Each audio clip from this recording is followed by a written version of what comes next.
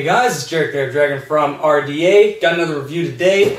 This one is of the TSD Tan Basic M4. So, okay, it's another M4, but what really stands out about this one? Well, to start off, it's their basic. So this is a Gen 2 that's within the $100 range. So it's really affordable, and it's very hard to get clones right now. So pretty much this is the new clone M4, but a lot higher quality. So for the people just getting into airsoft, or the people that really need an M4 but you're on a budget, this is definitely the one to be looking at. Alright, so as you can tell, TSD is rebranded it. SRC is the company that actually makes it. And overall, they're pretty good quality. The box is just a standard cardboard box, nothing too special about it. But you open it up and it holds your gun pretty nicely. So there's no real reason to be worrying about it breaking and shipping. Alright, so the gun comes with your standard instruction manual. It's pretty simple. And there's no Chinglish in here since TSD has rebranded it. With 100 BBs that are actually pretty decent, go ahead and use these, but they're going to run out pretty quick, so I recommend grabbing some more BBs. A front adjustment tool, which is taped in there, so I'm not going to pull it out. Cheap trickle charger, I'd recommend grabbing a smart charger. An 8.4 volt Intellect battery, which is actually really nice quality, but I'd recommend picking up either a 9.6 volt or a 7.4 volt LiPo. And then of course you get the gun with a 300 round high cap mag and an unjamming rod.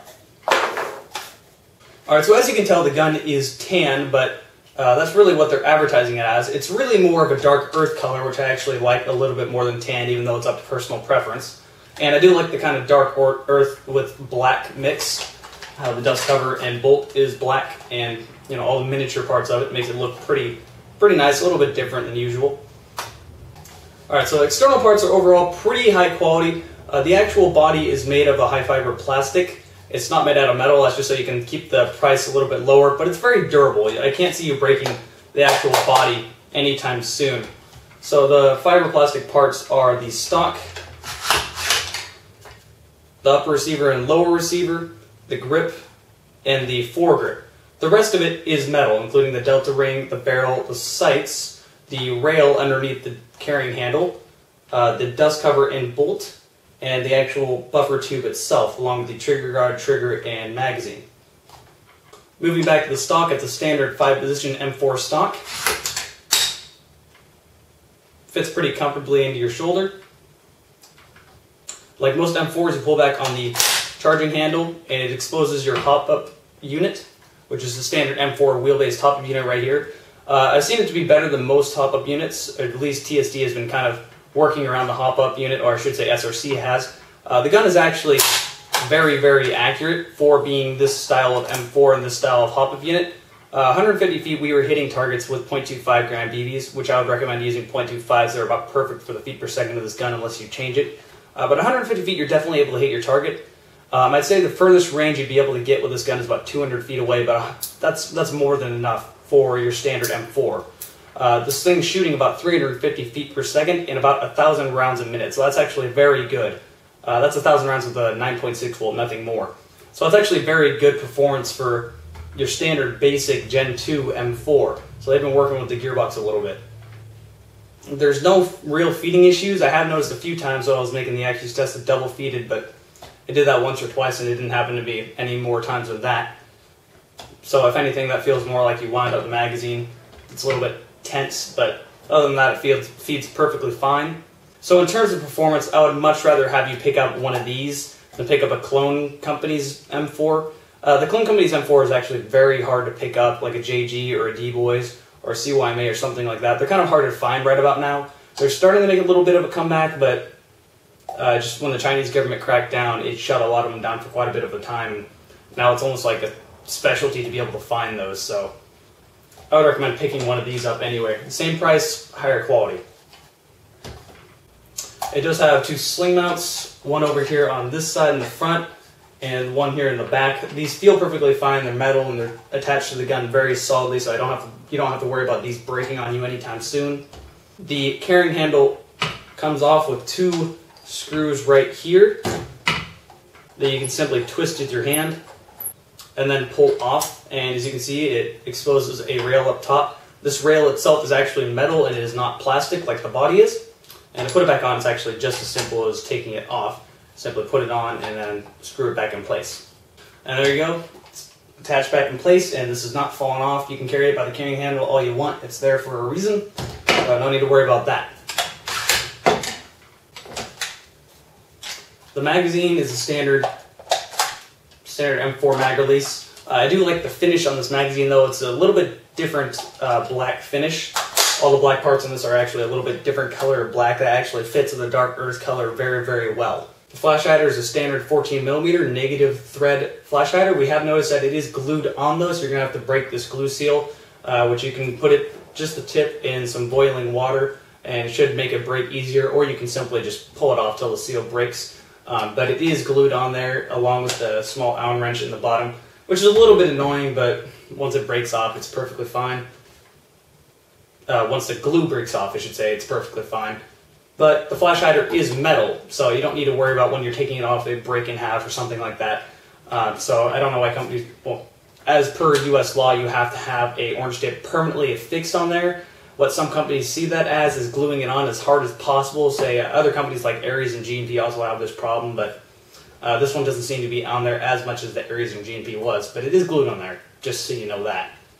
Flip it over to the selector switch. The selector switch is the loudest selector switch I've heard, which is actually very good. It clicks into place very, very nicely.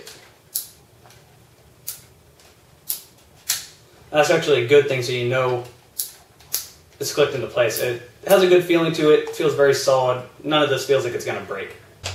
The forward release is not a spring release or anything at all.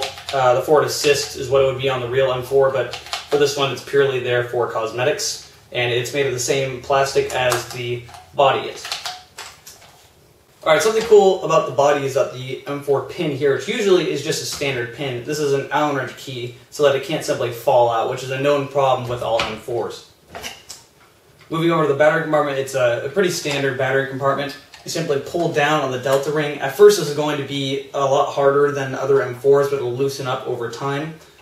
Just pull down on the delta ring, pop out the bottom piece, and then it pulls right out. This is big enough to fit a 9.6 volt. About here, but it's going to be a tight fit. You want to actually just slide it into the side, like so, right along there. I'll give you a short demonstration of the rate of fire. Like I mentioned, it shoots 350 feet per second and 1,000 RPM, so it's pretty good on just a 9.6 for a Gen 2.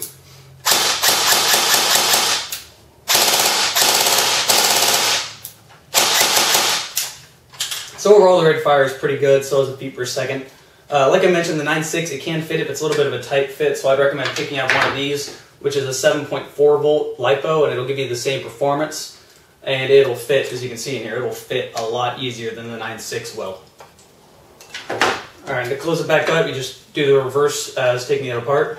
Put the front in first, pull down on the delta ring, and pop it in place.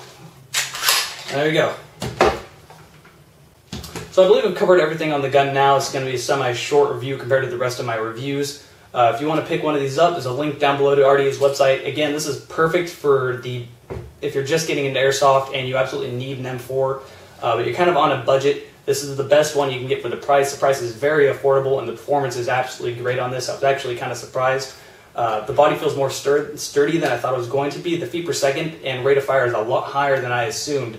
It's actually a lot higher than the usual Gen 2s are, so I was pretty, it's very pleasant. I was actually very surprised by the performance of it. And again, I'm not much of an M4 fan just because of how common they are now, but everybody likes M4s, so I figured I might as well pick one of these up and try to replace the clone companies that have been gone for a while because they're just so hard to find, and these are fairly easy to find and better for the same price. So again, if you want to pick one of these up, there's a link below to RDA's website. There's also a link below to RDA's forum where you can talk to the community. So with that said, that has been RDA's review of the TSD SRC Tan or Dark Earth M4.